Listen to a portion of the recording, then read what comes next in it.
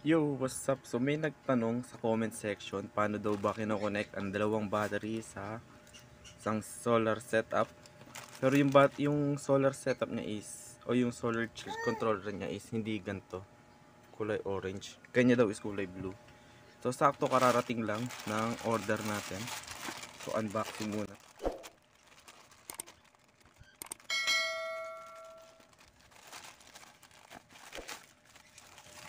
So itong nabili kong to sa isang store. So far ito yung pinakamura na nakita ko.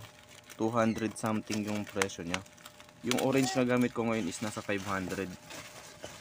Pero meron siyang mas mataas yung ampere capacity. Ito naman is mas mababa. Ay nakalagay 10 amps lang ang kaya niya. So tara buksan natin.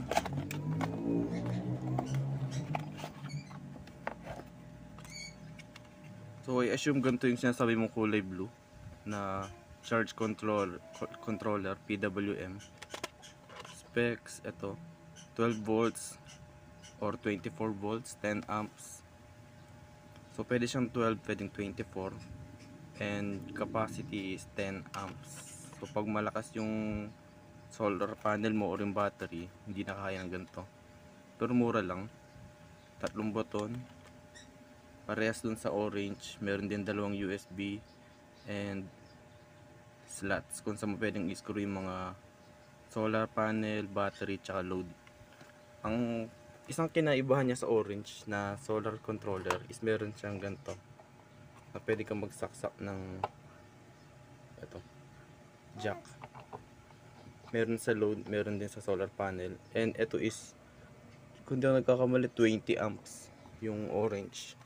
Ito is 10 lang. So medyo mas mababa ng onte, pero kung small setup lang naman pwede na to. And tinanong niya sa akin kung paano daw ba i-connect yung dalawang battery sa isang solar panel. So simple lang. Ito yung dalawang battery ko. Connect ko muna siya ng isahan kung paano i-connect sa isang battery. So ito yung isang battery. Then may label yan dito. Yung pula is plus, blue is negative. Pero since yung kable natin is red and black lang, red sa red, black sa blue. Same sa controller, meron ditong plus, meron din minus. Yun, plus minus. So unahin natin yung plus. Sa pagkakabit ng solar, syempre pinakaunang kinakabit is yung battery.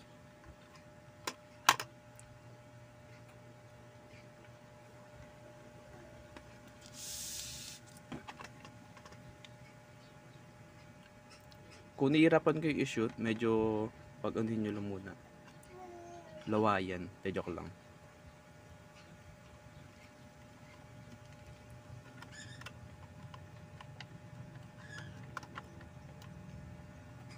Then black sa negative.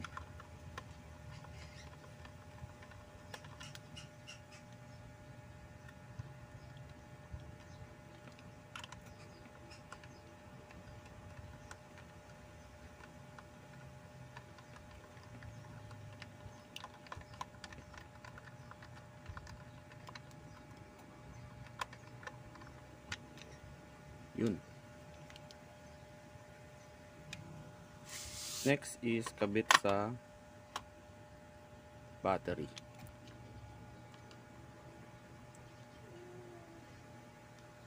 Kapag low budget, ipit lang yung kable, pwede na yan. Screw mo na agad. Then sa kabila.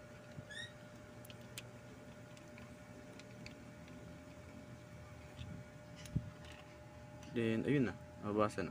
12.4. So ganyan yung pag isang battery lang. Then kapag dalawang battery kakabit mo, meron dalawang way para i-connect. Meron tayong series and parallel connection.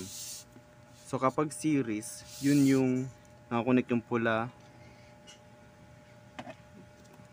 sa outlet nito, pula, plus plus. Then yung minus nito nakakabit sa plus nito, yung isa. Then negative nito punta sa negative nito. Yun yung series. Pag series, mag-a-add yung volts. Parallel, naman is mag-add yung ampere. So kapag series, tataas yung volts, ampere naman is sa parallel.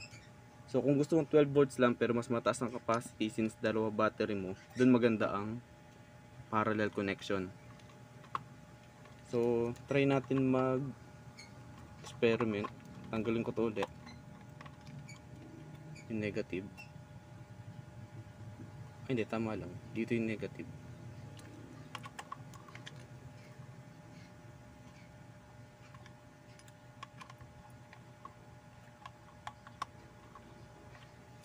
Yung palang nandito sa battery yung tanggalin ko,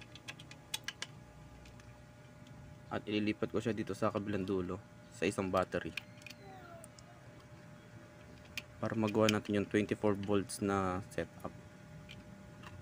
So ngayon wala pa siyang reading. Pagkakabitin ko pa itong dalawa dito. So ito, nakita kong extra kable.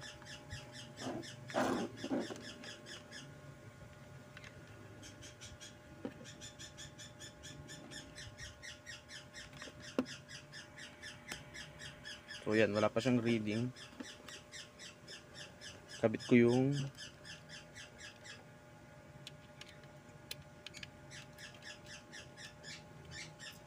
negative ng isa sa ayaw.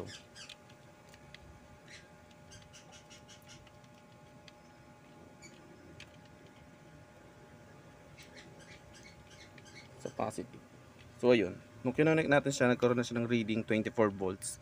So ganito yung series. Positive, then yung isang battery negative papuntang positive, then yung isang negative naman ng isang battery, yun yung papunta sa controller. So pag ganito, mas mataas yung volts, pero kailangan mas mataas din yung volts nung solar panel mo kasi kailangan mas mataas yung ikakarga sa 24 volts. Kapag mas mababa, hindi siya ma-charge. Ganito kapag kailangan mo ng mas mataas na voltage pero yung capacity niya is same pa rin, 16 amps. So hindi lumaki yung capacity. Ganito ang series. Then next is yung parallel connection. Tanggalin ko ulit. Kapag parallel naman, yun yung may mas mataas na capacity ng battery. Pero same power pa rin sila, same voltage. So yan. Reading 12.4, syempre low bat. Then ang kailangan naman sa parallel is pag-add din yung dalawang battery. So sa ganitong setup, ang gagawin mo naman is i-connect yung negative sa negative ng isang battery. Tapos ko yung camera.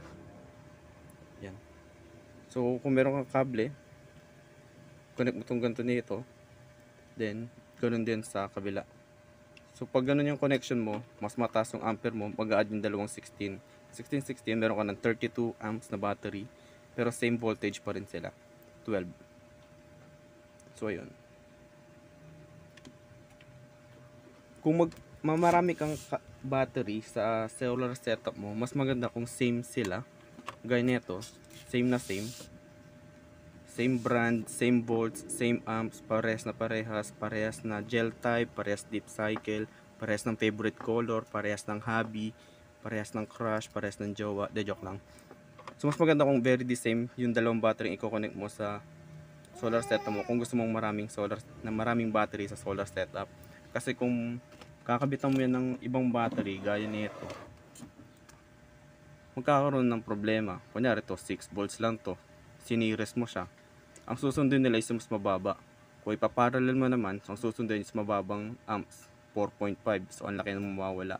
Posible pang masira yung mas maliit kasi hindi niya kaya yung lakas ng kabila. So mas maganda, the same. Though gagana siya kahit magkakaiba, pero mas maganda pa rin kung same lahat. So yun lang, sana sunod mo to. Maraming salamat. Bye.